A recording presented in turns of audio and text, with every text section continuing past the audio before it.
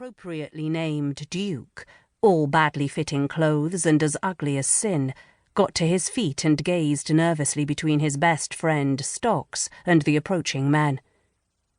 "It's like I keep telling you. Haven't you heard the stories? Some kind of secret agency is over here, hunting treasure or some shit, racing the Germans for it. That's what they're saying." His ragged voice tailed off as the visitors reached the bonfire. Jeffries watched as the three suited figures spread out around them before the fourth, chiselled face lurking behind horn-rimmed glasses, stepped forward to address them. "Good evening, gentlemen."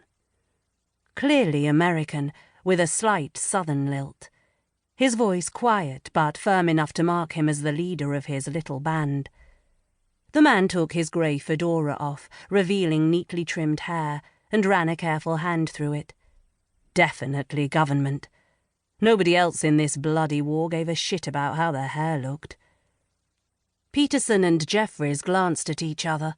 Then Peterson stepped forward, keeping the rifle handy at his side. "Can we help you, sir?" The government official seemed satisfied by the formality. He nodded and flashed a badge on the inside of his made-to-measure jacket. "You can call me Agent Taylor, son, and, as it happens, I'm looking for someone."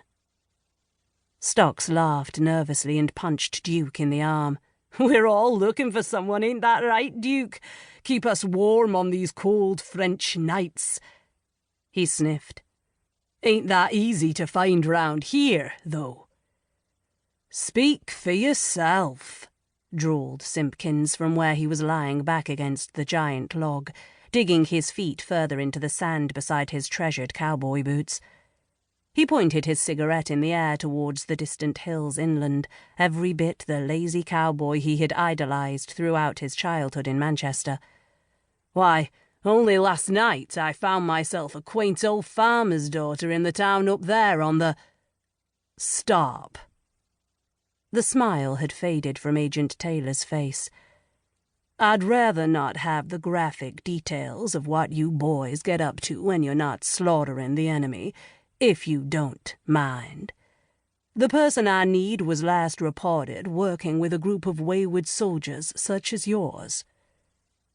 His hair hadn't moved a jot, despite the wind, yet he ran his fingers through it again before replacing his fedora.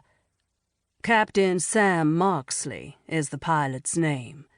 Reported missing, presumed dead, by the RAF 2 years ago, but alleged to have been fighting on the continent with the French resistance and other parties ever since, causing some havoc for our Nazi friends, too, from everything we've seen and heard."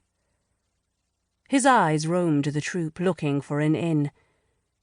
"Did you know the enemy has taken a bounty out on the dear captain, boys? Impressive sum of money, too. All of which means that he's now become a person of significant interest for the American government. It's imperative we speak with him quickly, if you please." Jeffries knew Peterson had turned to look at him for guidance, but he kept his eyes on the agent. Nazi friends. The turn of phrase made him want to spit. Nobody who had been here fighting the bastards, who knew what they were capable of, would have used those two words together. Ever.